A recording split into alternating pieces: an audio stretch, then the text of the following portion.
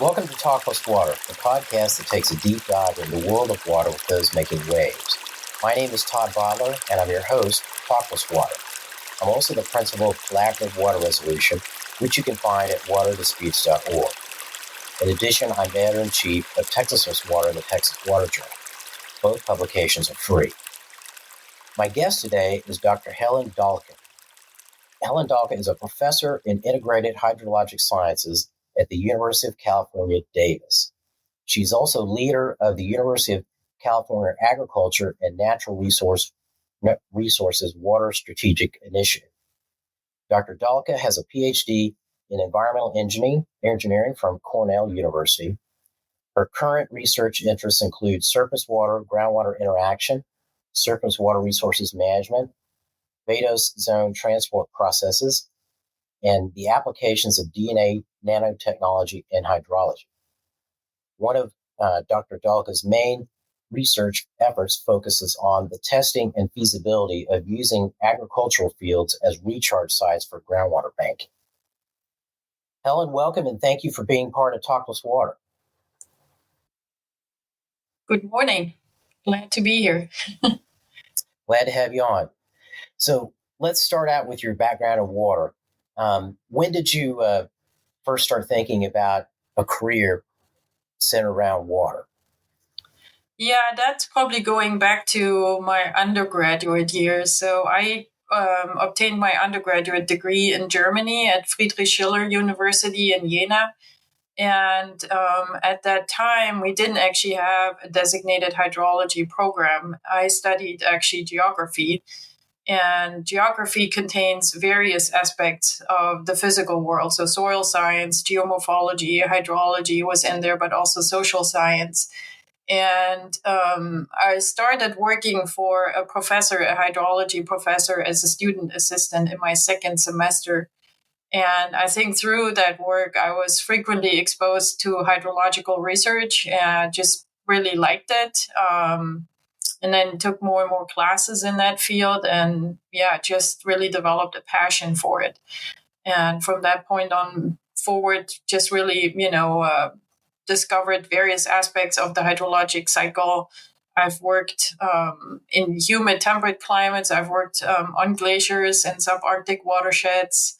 I've worked in the Canadian tundra. I've worked in semi-arid watersheds like California, but also I've been to Ethiopia, South Africa, working on various watershed projects. So really interesting field to be in, and we really can't live without water. So it's an important topic.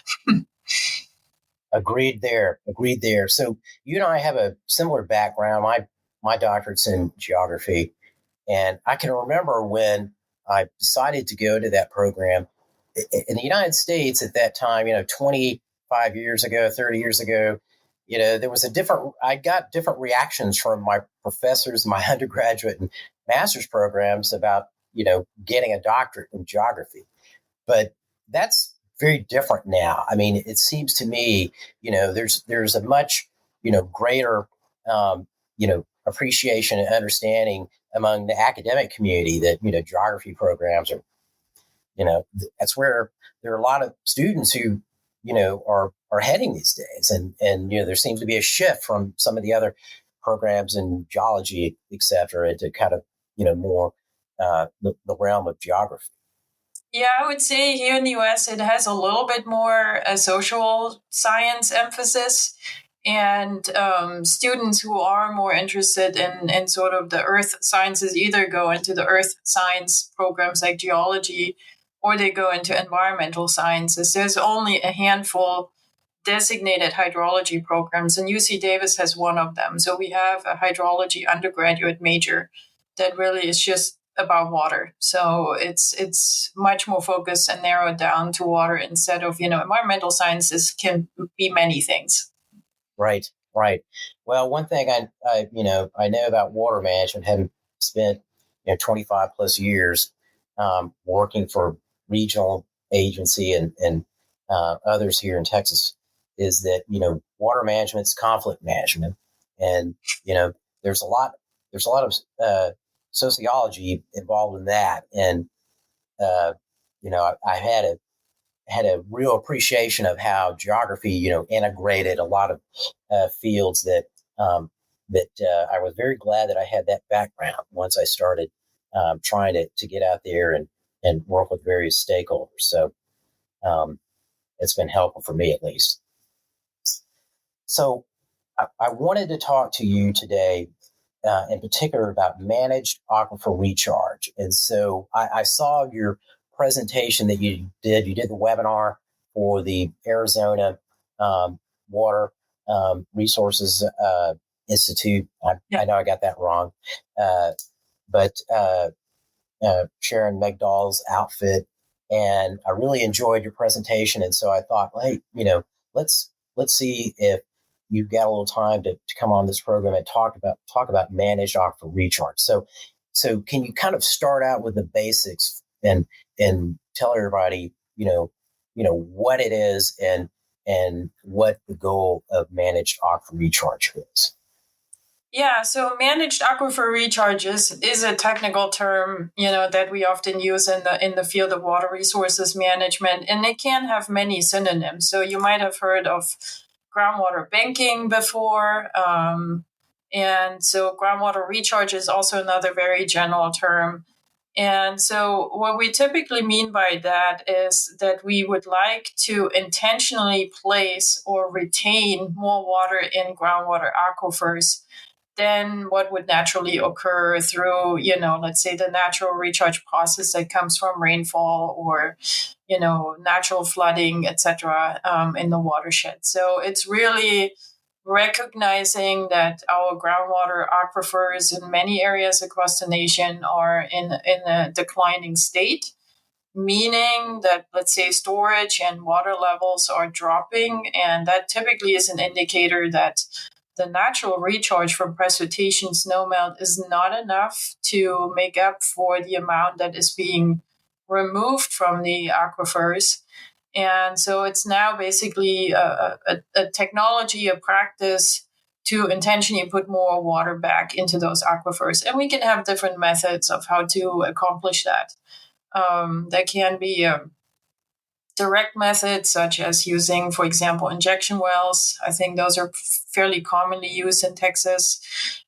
Surface spreading methods like infiltration basins. You can do bank filtration, where you basically put wells somewhat close to a river. You start pumping from the well and it draws the water through the sediments that are making up the banks of a river. In that process, water that is flowing in the river channel is being cleaned and then can be utilized for some other purposes like, irrigation, for example. And so it's really about recognizing, our aquifers are in bad shape. We need to do something about them. And, people have come up with various methods on addressing this. And I have to say, this is not a new method. This has been practiced for over 150 years, if not longer. So in Texas, everybody, the water community is very familiar with, the aquifer storage and recovery facility that San Antonio Water System has, where wells in the Edwards Aquifer draw out water, and then wells put that water down into the Carrizo-Wilcox Aquifer, which is nearby. And there's, of course, the big program out in El Paso. I'm not sure as many people are familiar with that. That one does use spreading basins. Mm-hmm. What really caught my attention in your presentation was the integration between agricultural practices and, managed aquifer recharge. Mm-hmm. So tell us a little bit about that, because, we have, maybe some similar opportunities here in Texas. One, which you may or may not be familiar with, is Texas has created a comprehensive flood management and planning program, mm-hmm. similar to our regional water planning process. We now have a flood management and planning process that is going to occur every 5 years. And our first statewide flood management plan is being assembled right now. And So one of the things I'm thinking about is, gosh, it seems like, there's a real opportunity in a process like that to encourage more managed aquifer recharge through agriculture as a way to provide, additional water supplies and firm up what we have now, but also to help reduce flooding, flood attenuation. And so, very interested in your, thoughts on, how you see managed aquifer recharge in agriculture, where you are there in California, for example. Mm-hmm. Yeah, so, the need comes from, multiple aspects. So agriculture, particularly irrigation agriculture, and we often find those production systems in the arid or semi-arid regions. So the southwest of the United States, New Mexico, Texas are included in that as well. Where you just don't really have year-round precipitation. So over the years, agricultural producers have started utilizing either surface water from reservoirs or, from pumped groundwater to irrigate their crops at the time when it's needed. So irrigation agriculture in California uses about 80% of the developed water. I don't know what the numbers are in Texas, but most regions that have irrigated agriculture have typically, those are the ones where the agricultural producers are the highest water users. Lower Mississippi and Bayman Aquifer, similar numbers, 80 to 90% of the water that is used for irrigation. 40% of the groundwater reserves worldwide are used for irrigation agriculture, so just for food production. So we know we need water in order to sustain these agricultural systems. And for many decades, we have relied on surface water for the most part. It depends a little bit on whether or not you're more in the desert region. But California has a very, intricate system of surface reservoirs in the Sierra Nevada mountains. We have thousands of miles of canals, aqueducts that are then moving the surface water around to fields where you can then irrigate. But with climate warming, we are seeing more challenges. So evaporative demand, that's maybe a little bit a mouthful of a technical term. A warmer air can hold more water. About every 1 degree Celsius that your atmosphere is warming, the air can hold 7% more water. So if your air is getting warmer, that atmosphere is getting thirstier, and it's going to draw more water out of everything: plants, soils, from open surface water bodies. And that has, in California, to some degree diminished the surface water supply we have available for irrigation. And it has led to increased groundwater use. We've also seen, unfortunately, as a result of climate changes, that precipitation patterns are shifting. We see more drought years, like more years where we just don't get enough precipitation. And that means reservoirs at some point will be empty. You just can't draw more water from them. So where do you look for water? You look in the groundwater. But then once in a while, we get a really wet year like we just had in California, and we get almost 200% of our normal precipitation. And then, things are flooding everywhere, and we just don't quite know what to do with the water. So actually, the flood years are more costly for us in California than the drought years, because they just destroy infrastructure. They take, lives that get in the way.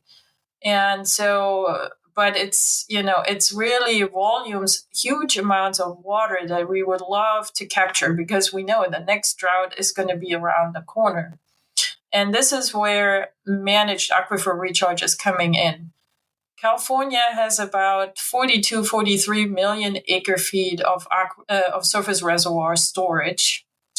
We rely on our snowpack in the Sierra Nevada mountains. If the rain is not falling as snow and is not stored up on the tops of the mountains, we would have to store that water in reservoirs. We just don't have the room for it. But we have a very large aquifer, the Central Valley Alluvial Aquifer, of which we have probably pumped a good 160 million acre feet out of over the last 100 years. So there's plenty of room to actually store water. It's, 3-4 times the amount of surface reservoir storage we have in the state. But the question is, how do you get the water into the ground? It's coming from a fire hose, and you can only put it into the ground through, a drinking straw. And so agricultural land in many ways basically serves as a temporary retention area. So if you have lots of land, large areas of land that you could potentially flood and put the water temporarily on, you can basically, alleviate that big flood peak that's coming down the mountain. You can temporarily store that water in the landscape, and then it will sink. It will, trickle into the ground in days and weeks. So that is what we're trying to do with this agriculture managed aquifer recharge, as we call it, or on-farm recharge. And some growers might say like, "Oh, this sounds crazy. I would never intentionally flood my farm fields." But here in California, before we settled this region, these rivers, none of them had levees, right? And when we had winter rainstorms, spring snowmelt, large areas would be flooded naturally beyond the banks of those rivers. And we also used to have a lot more wetlands that would store water for weeks and weeks and weeks, and we don't have that anymore because we have channelized our rivers. We've put levees around them to protect the lands behind them. And with that, you've definitely lost that natural flood area that also provided a lot of recharge to the underlying aquifer. So just to back and fill a little bit about Texas related to some of the numbers that you were quoting for California, agricultural water use is about 60% of Texas water use. And we've got about 32 million or so acre feet of surface water storage available.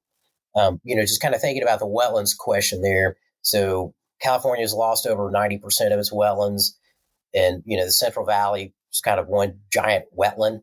Mm-hmm. And so, in some ways, you're recreating some aspects of the landscape that were there previously. And so, one of the things I'm very interested in about that is, you're talking about, the agricultural community and, the reaction to this. So, the areas that you select, I'm sure there's a process where you go in and, you say, hey, this is an area where we know that, if we were to flood it, that, it's likely that you'd have, significant, recharge as a result.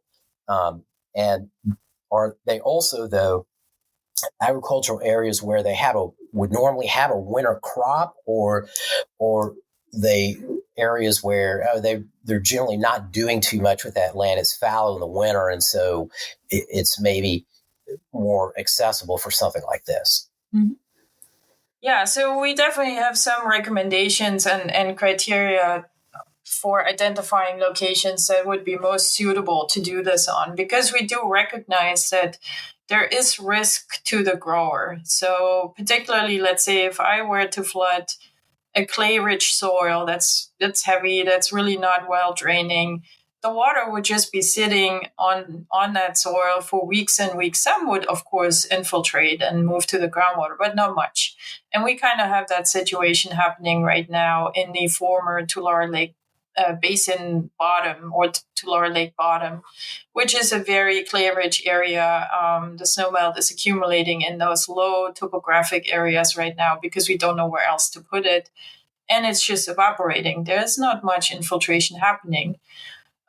So we prefer definitely sites that have well-draining soil, so coarser soil textures, sandy textures. And ideally, we would like to have those locations with those suitable soils also overlying, sediment deposits that can contain high amounts of gravel or sand, so that the water can really quickly be conveyed into the deeper subsurface. And some of these locations are, more and more being discovered because we are flying airborne electromagnetic geophysical systems and sensors that are basically detecting where these coarser textured sediments exist in the Central Valley.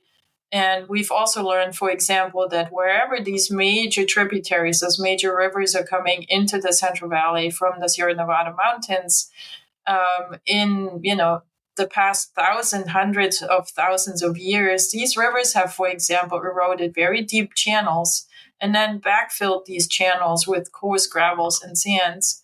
And those are really ideal locations because these incised valley fills, as we call them, are really cutting down deep, several hundred feet into the sediment deposits of the Central Valley.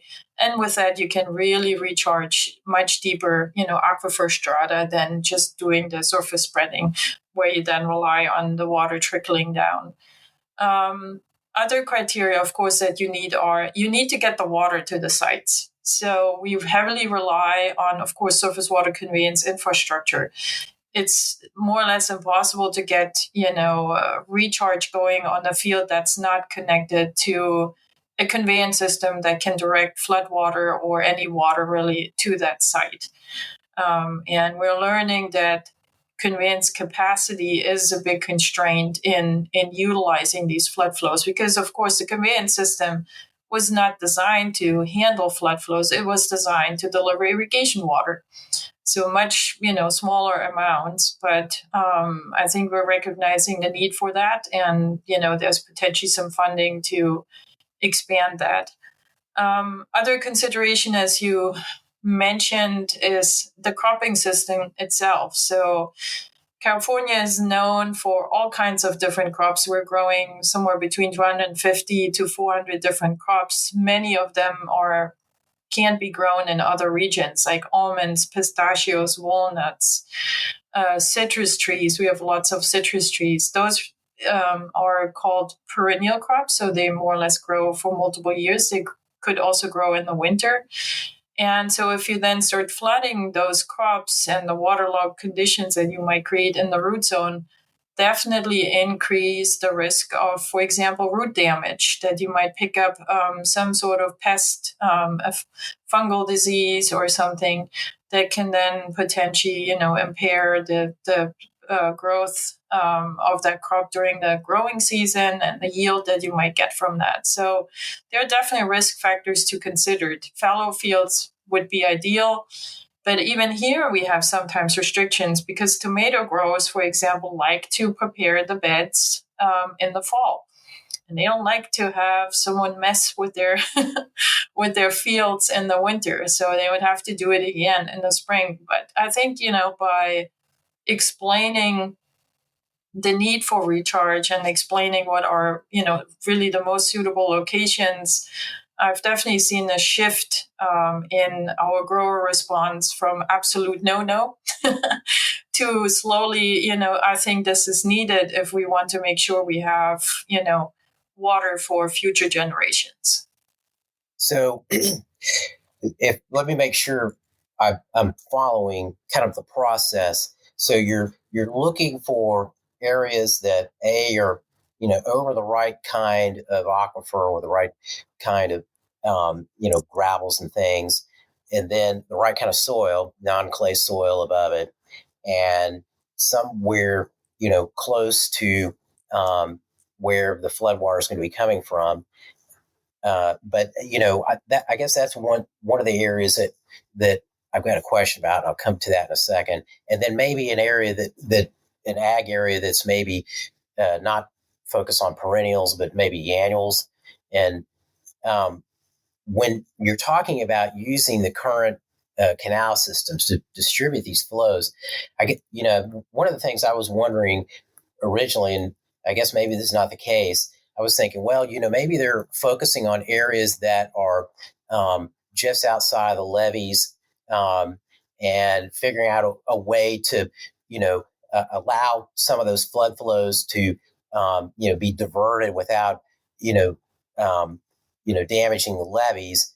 so that it's almost like a little spillway, and they're going into some of these pre-selected areas for recharge. It sounds like you're actually trying to use the existing distribution system, which would it seems more complicated because of all the issues related to people getting deliveries and who are not part of this system and am I messing that up, or am I kind of getting close to? You definitely capture some of those difficulties and discussions we're having. So I should maybe clarify, most of the recharge that we are planning or that we are currently doing in California is done in the winter, because our rainy season is in the winter here in the West, somewhere between November and April, May of the following year.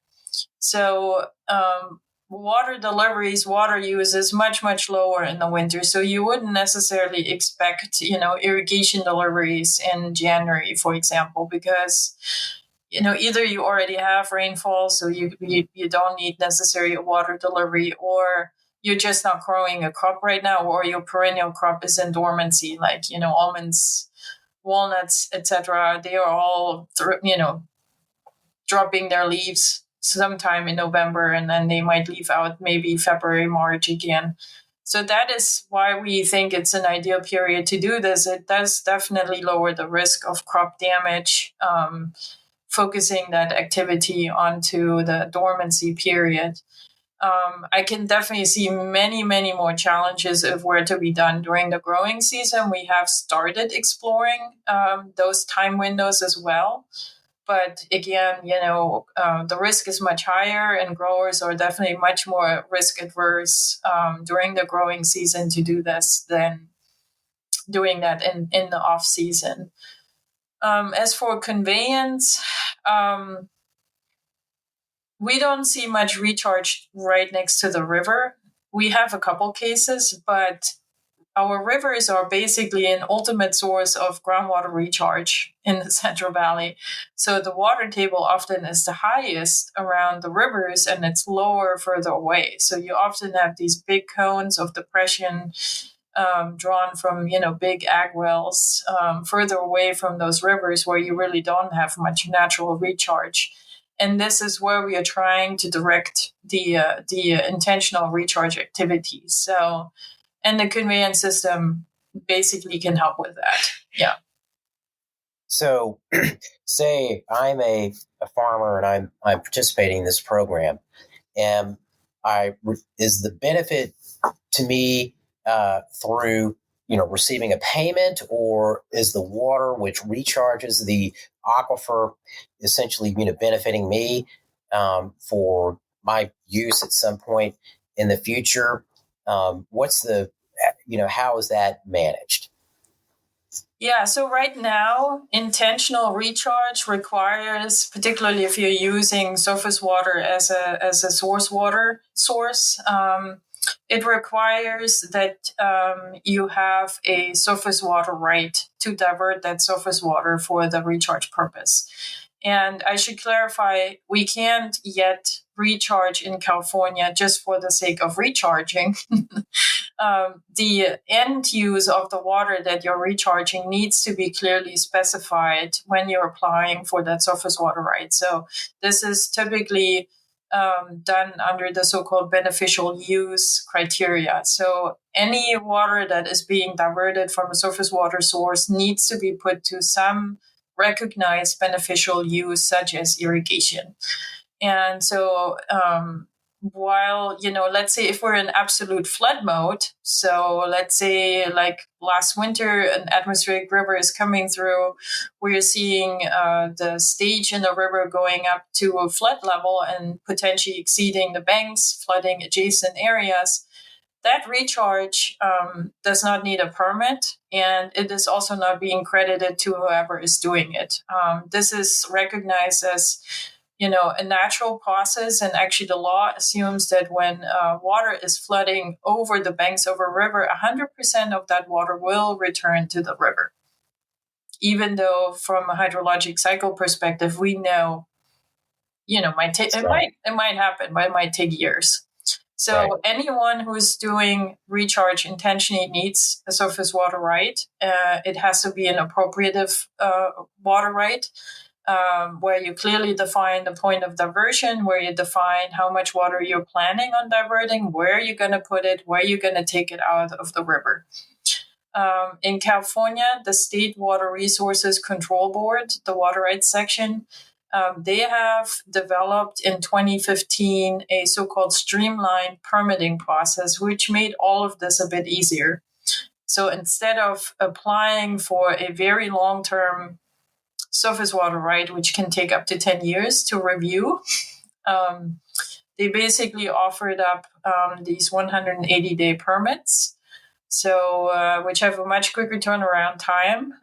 So typically don't require full review because they've put some checks and balances in there. For example, water can only be diverted if the flow in a river at your diversion point is above the 90th percentile of the historic record. So we're only trying to get flows from the 10% largest flows ever observed over the last 30 years on a nearby stream gauge.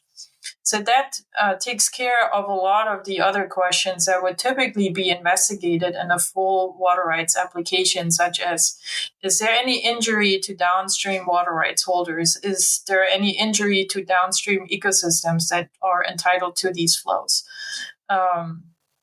So those are, some criteria that are basically in place. So that clears something up for me, because when I was listening to your presentation on the webinar, I was thinking, well, it sounds like maybe there's this new permitting process that allows you to capture flood flows, but it's been in place since 2015, and it is targeting that 90 percentile plus, I guess, flow. And we have environmental flow standards in Texas, and we do also have some major permits that have targeted those flood flows, but they're usually almost always down at the coast. They're kind of a coastal diversion where it's anticipated that there's going to be, the ability to divert those flows. There's not really an ability someplace to store them yet, but that's kind of in the thinking. And so you see a number of river basins where, for example, the river authority will have a permit that is just kind of a placeholder in some ways for, in the future we might be trying to harvest these flood flows and do something with them, but we're not exactly sure, how we're going to do that and whether there's going to be someone who's willing to pay for that. Okay, so that clears something up for me that I was really curious about, because those permits that you're talking about, the 2000 after 2015, you're talking about anywhere in that river basin, right? You're not necessarily at the near where it discharges into the ocean. Yeah. So it can be at any location within the state. There's a few exceptions. We have, for example, a couple adjudicated groundwater basins where special rules are in place. But for the most part, any surface water system, if you try to take some water out, and use it for recharge, then you will have to go through that route. Do you ever see any situations where managed aquifer recharge project is not relying on flood flows, but just existing surface water rights? Mm-hmm. Yeah, so and that's definitely something that has already happened for many decades in many of the surface water districts. So many of our surface water districts, and we have, I don't know, probably over 400 or so in the state. They, particularly some of them, have very old surface water rights, so predating 1914. 1914 was the year when the state basically implemented a system that you needed to have a permit and a license in order to divert surface water. Before that, people were just claiming surface water by, for example, pinning a note on a tree, similarly to how we made gold claims, right? Those districts that have these pre-1914 rights, since they never really applied for a permit, it's a little bit fuzzy on the amount of water that they can actually divert. And so there is a little bit of check and balance on them, because basically the expectation is that you're more or less using the same amount every year, but you should not be hugely exceeding this amount. So in those wet years, they're basically kind of going to the maximum value of whatever they've used in the past.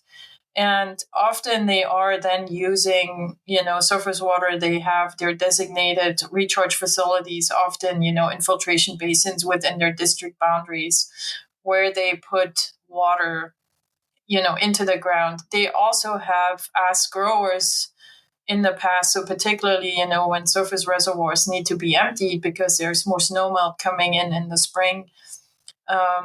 They have, for example, asked growers, can you take additional water right now? Can you do one more irrigation event? Because we do need to put the water somewhere. We don't want to give it away. If you don't use your surface water, you can also lose your water right. Is there active cancellation in California? We have that on the books here, but it doesn't ever happen. I'm not aware of any, but it's also not my area of expertise or research. So you may have to ask the water board. Gotcha. So groundwater banks, are these projects, typically associated with a groundwater bank? And I'm just curious, how many groundwater banks do you have out there?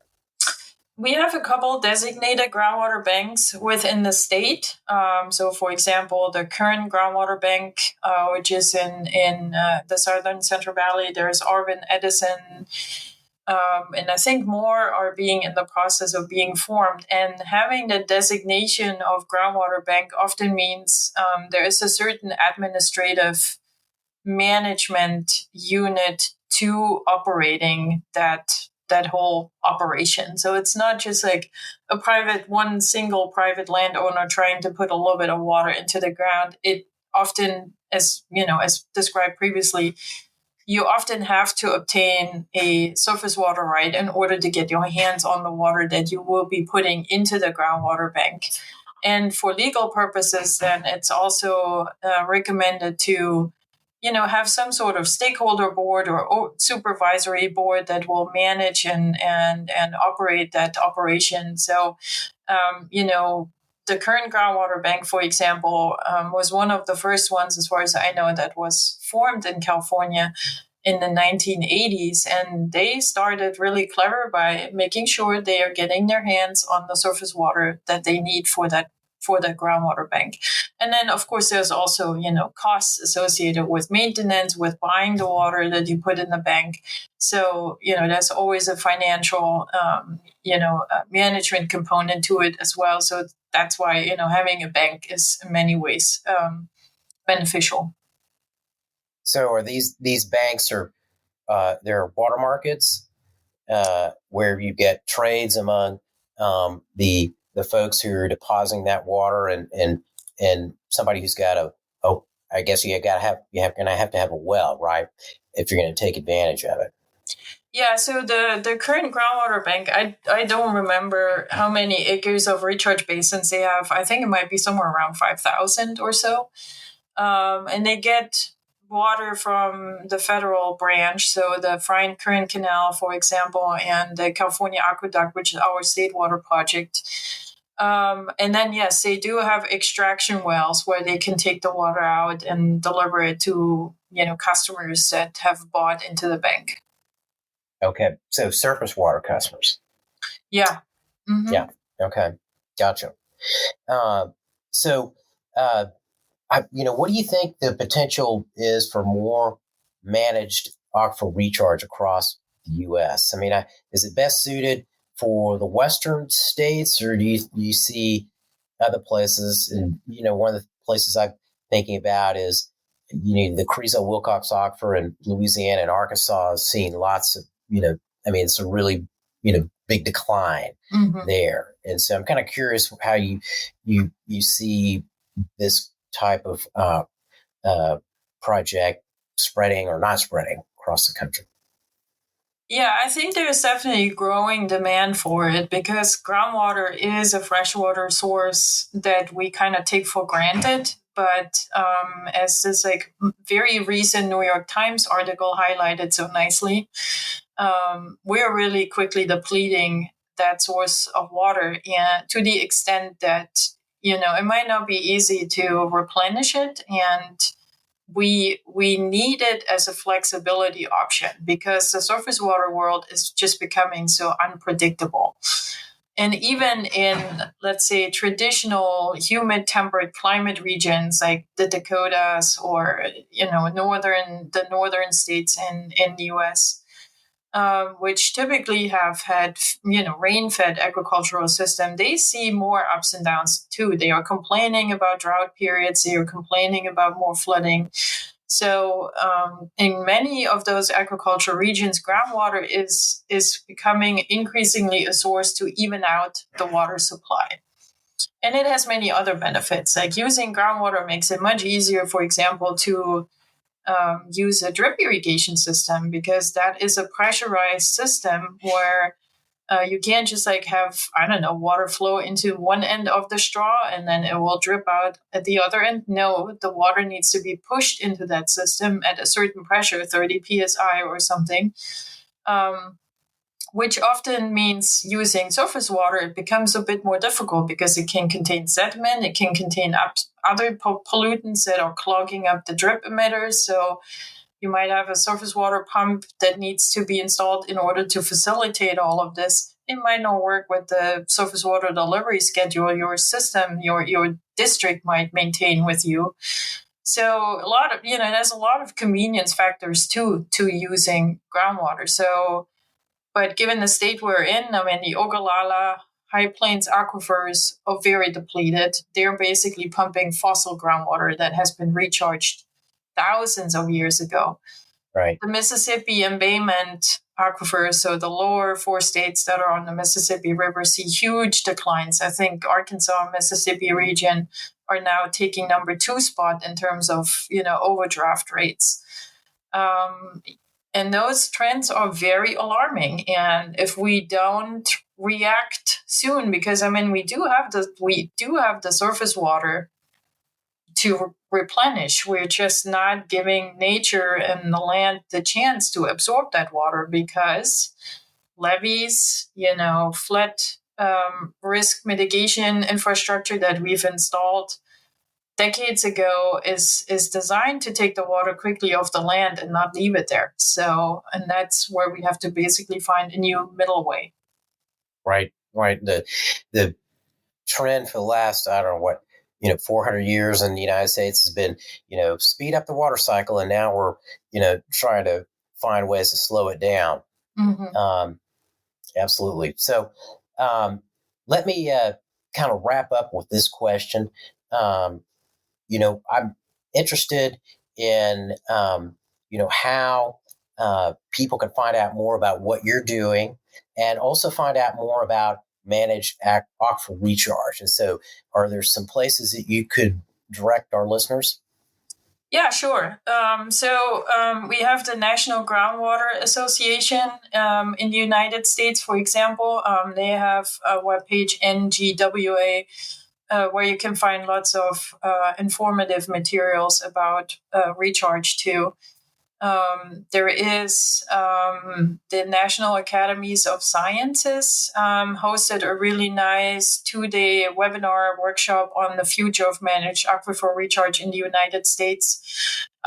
Sharon Magdahl from the University of Arizona was one of the speakers. I was a speaker too. It provides a really, really nice overview on the state of the groundwater aquifers, the various recharge methods, information we have on climate variability, source water quality concerns, etc. So that might be a nice resource. Here in California, we have the FLETMAR network. So this is a network that was formed by our California Department of Water Resources with NGOs, with members from academia and consulting firms to really bring in, people that are have a common interest in recharge and are working in that space. We have a webpage that's called flatmar.org. You can look that up. And then if you have any questions, particularly on this aquaculture managed aquifer recharge, I would refer you to me. We have a lab webpage, so that would be dahlke.ucdavis.edu, or potentially my email, which is hdahlke@ucdavis.edu. That's great. That's why I had you on, because I knew you were the person to answer all those questions. So I hope you do get some questions from the listeners, and I appreciate you answering all my questions today. Well, thanks so much, Todd. It was a pleasure. And well, I enjoyed it as well. So this has been Talk Plus Water. My guest today was Dr. Helen Dahlke, who is a professor in integrated hydrologic sciences at the University of California, Davis, and leader of the University of California Agriculture and Natural Resources Water Strategic Initiative. I want to thank you, the listener, for spending your valuable time on this podcast. And finally, I want to give a big thank you to Anna Huff at the Meadows Center for Water and the Environment at Texas State University for getting each one of our episodes of Talk Plus Water ready for the public. And that's pretty much it. My name's Todd Bottler. Let's talk water again soon.